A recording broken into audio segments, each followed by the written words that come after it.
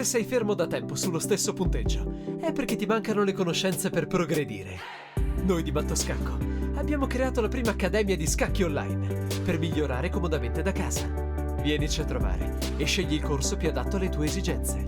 academy.mattoscacco.com. Ciao a tutti amici di Mattoscacco, bentrovati. Siamo di nuovo qui con un terzo video nel quale cerco di trasmettere qualche nozione importante per migliorare il vostro gioco. Questo terzo video, così come i due precedenti, hanno l'obiettivo di dare qualche consiglio pratico durante il corso delle vostre partite. Ad esempio, nella posizione che abbiamo di fronte, il consiglio che mi viene in mente da dire per il bianco, comunque sia in questa posizione, dico con certezza che il bianco ha giocato un'ottima partita cercando di essere un po' elastico, quindi non facendo capire al suo avversario le sue idee. Adesso non sappiamo come si è creata questa posizione qui. Posso immaginare che prima il bianco con il suo pedone H voleva portare il suo pedone magari verso quel fianchetto avversario e allora stava cercando di impostare un arrocco da questo lato, sul lato sinistro, quindi cercare di creare l'arrocco lungo, ma poi l'arrocco lungo probabilmente è diventato molto rischioso visto che il nero si è organizzato in questo modo e allora si ripiega sull'arrocco corto. Con posizioni con arrocchi contrapposti, chiaramente chi prima riesce a attaccare con i pedoni prima riuscirà a prendere iniziativa, quindi qualora il bianco decidesse di arroccare lungo è probabile, o meglio, cosa certa, che il nero inizierà a spingere i suoi pedoni attaccando con facilità il re del bianco. E allora durante il corso delle vostre partite cercate di essere elastici, cercate di capire, di anticipare un po' le strategie del vostro avversario e non essere molto rigidi. Quindi se voi volevate, come in questo esempio, arroccare lungo, non dobbiamo essere troppo rigidi, quindi io questo arrocco lungo non lo faccio perché poi mi accorgo che dal punto di vista del nero ho creato una situazione che a lui fa piacere.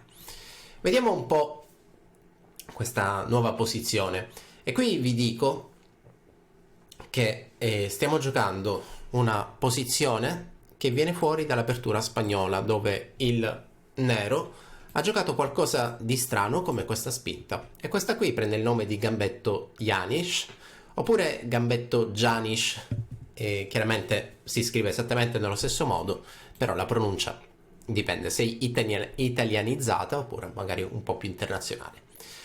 Qual è l'idea? L'idea è cercare di conquistare il centro. L'idea del nero è quella di trovarsi con dei pedoni al centro per dare fastidio al re bianco, senza entrare troppo nel dettaglio, quindi cercando di non creare confusione attraverso magari tante mosse di teoria.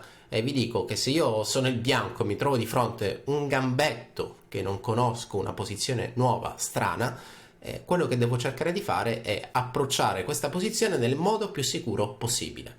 Ogni qualvolta il vostro avversario vi sorprenderà, perché sì, effettivamente ci sta sorprendendo con questa mossa, il consiglio pratico è cercare di giocare in modo facile.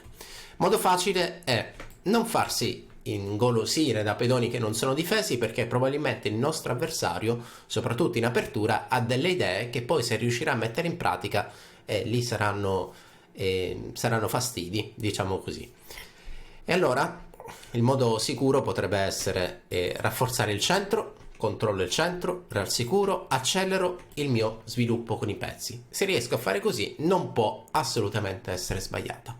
Nel momento in cui più avanti magari vorrò fare un salto di qualità o comunque mi accorgo che i miei risultati sono molto positivi, allora sì, potrei iniziare ad esplorare il magico mondo delle aperture e quindi a sapere un po' come gestire posizioni complesse come la cattura di questo cavallo, come la spinta del pedone e così via.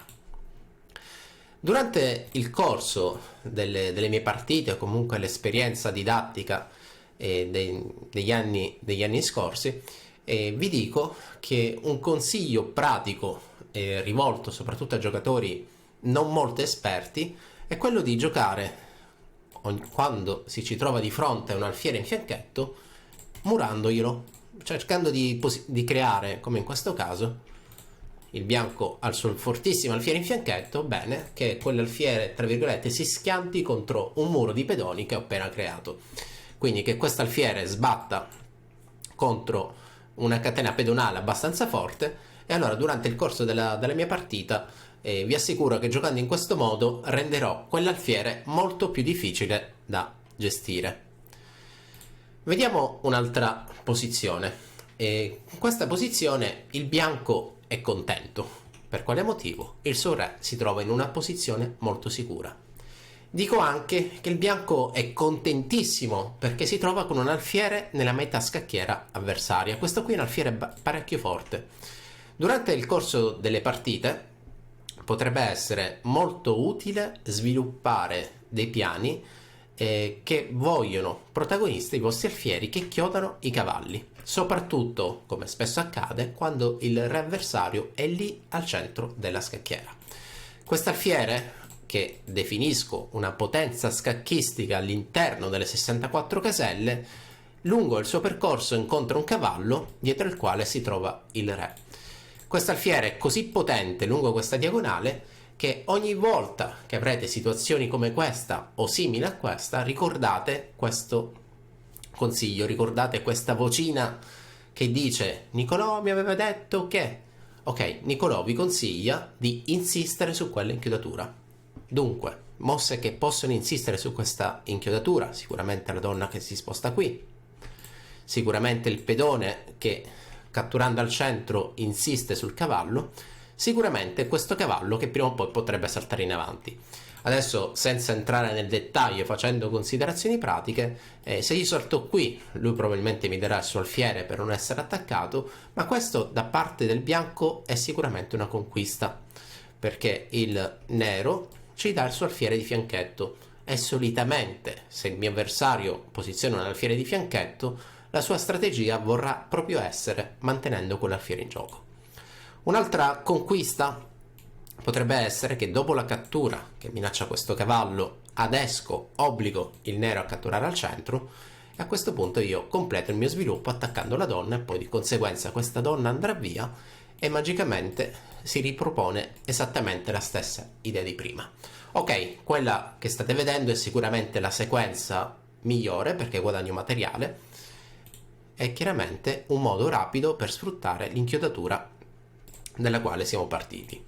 Quindi, ricapitolando, ogni volta che voi avete una inchiodatura contro un cavallo avversario, soprattutto quando il vostro re è al sicuro, il suo re è rimasto al centro, cercate di insistere. Dobbiamo essere testardi per valorizzare questo obiettivo. Vediamo un'altra posizione.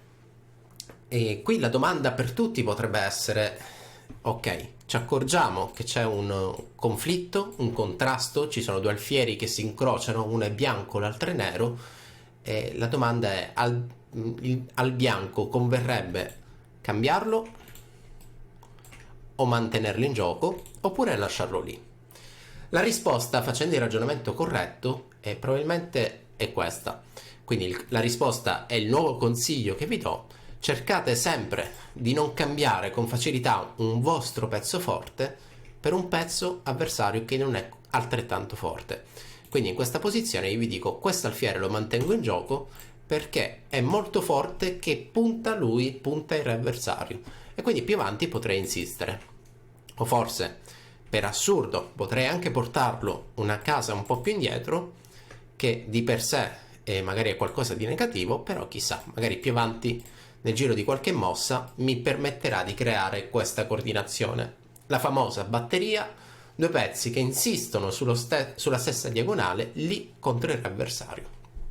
Ok, spero che abbiate chiari questi consigli. Il mio proposito era proprio quello di trasmettere qualche informazione, e vi rimando ai prossimi video. Ciao a tutti!